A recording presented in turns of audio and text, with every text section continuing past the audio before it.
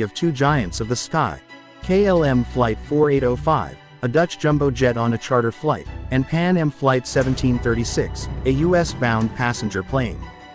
Both aircraft were on the ground, their passengers restless and their crews anxious to depart. But as the hours passed, a thick, soupy fog began to roll in, blanketing the airfield and reducing visibility to near zero. With the single taxiway blocked by other diverted aircraft, both 747s were forced to taxi down the main runway itself.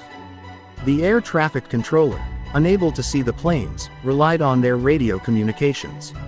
It was a perilous situation, a blind game of cat and mouse on an active runway. A cascade of miscommunications began. The KLM pilot, eager to get back on schedule, misunderstood a routine clearance. He believed he was cleared for takeoff. The Pan Am crew, still on the runway, was trying to find their designated exit point in the fog. The KLM captain, with his first officer and flight engineer, was under pressure. He was approaching the limit of his duty time, and he wanted to get his passengers to their destination.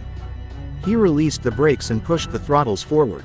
The 747 began its thunderous run down the runway, unaware that another giant was still in its path.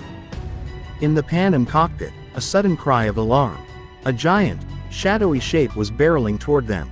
The pilot frantically pushed the throttles to accelerate off the runway, but it was too late.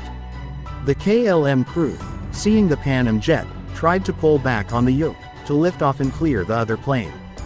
But the aircraft was too heavy, laden with fuel, and its attempt to climb was in vain.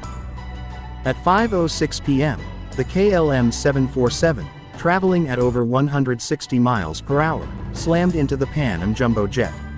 The force of the impact ripped the Pan Am plane apart, and both aircraft erupted into a colossal fireball. It was the deadliest accident in aviation history. All 248 people on the KLM flight perished, and 335 of the 396 on the Pan Am flight were killed.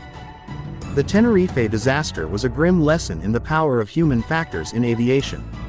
The investigation would reveal a confluence of factors: a bomb threat, a crowded airport, poor visibility, and, most crucially, a breakdown in communication and a fatal misinterpretation of a single command.